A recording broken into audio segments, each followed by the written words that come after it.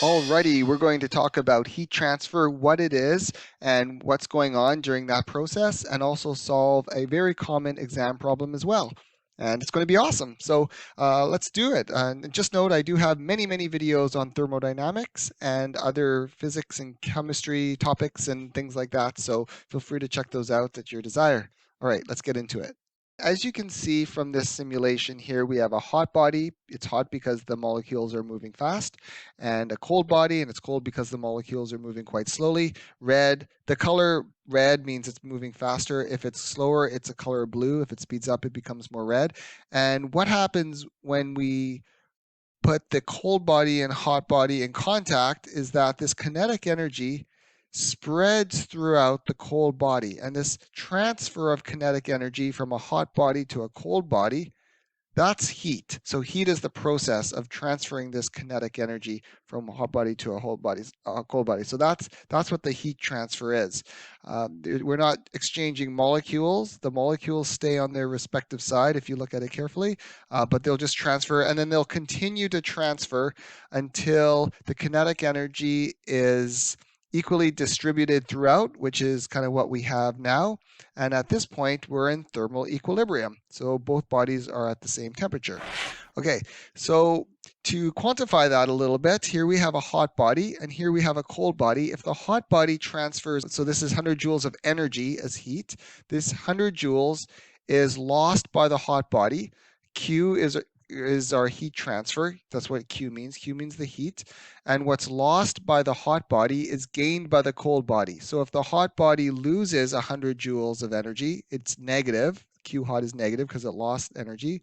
The energy of heat absorbed by the cold body is going to be plus 100 joules. So what's lost by the hot body is gained by the cold body. So that's the basis of the heat transfer here.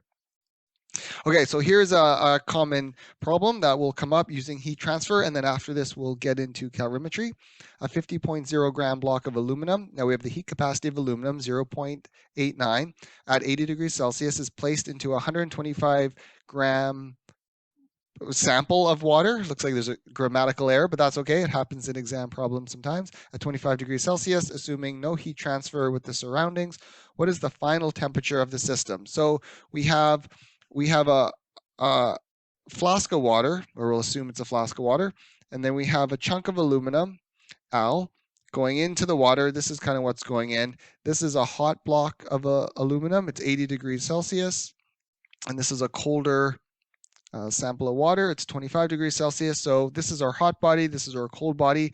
And what we can say is that Q hot plus Q cold has to equal 0 because this is negative, this is positive. What's lost by the hot is gained by the cold.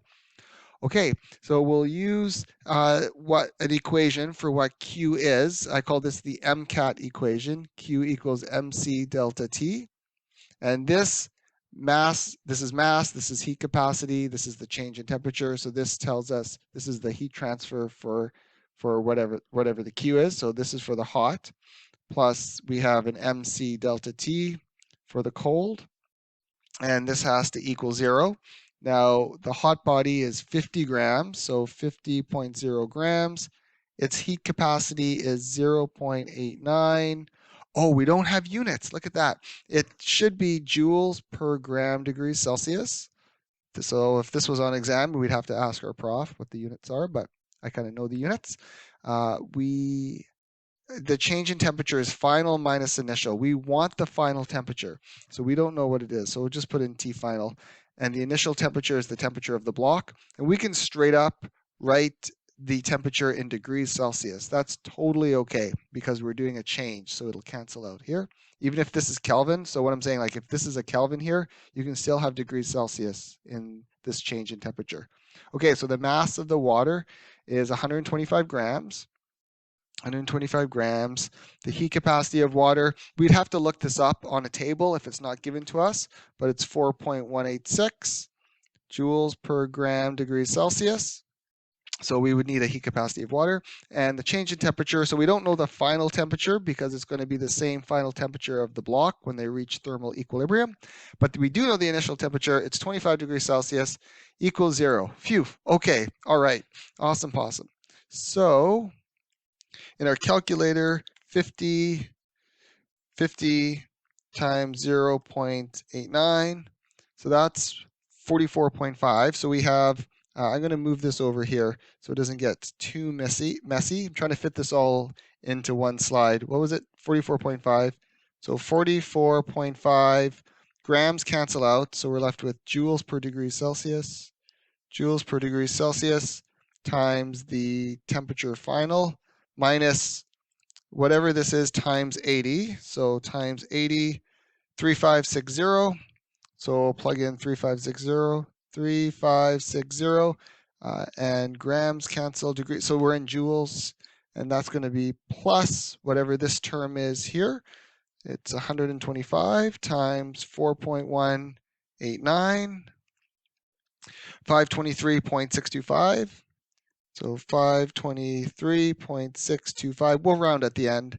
Grams cancel out, so that's in joules per degree Celsius times, I'll put the parentheses this way to be consistent. And that's minus, so I'll take this number times it by the 25 degrees Celsius to distribute in the brackets, feed the chickens. Whoa, that's a big number. Is that right? Okay, yeah, because this is 125. Well, this is 50 though. Why is it so big? Oh, because the heat capacity is like so much bigger, right? It's like 5 times bigger. Okay. And that's 13,000. That makes sense. Okay.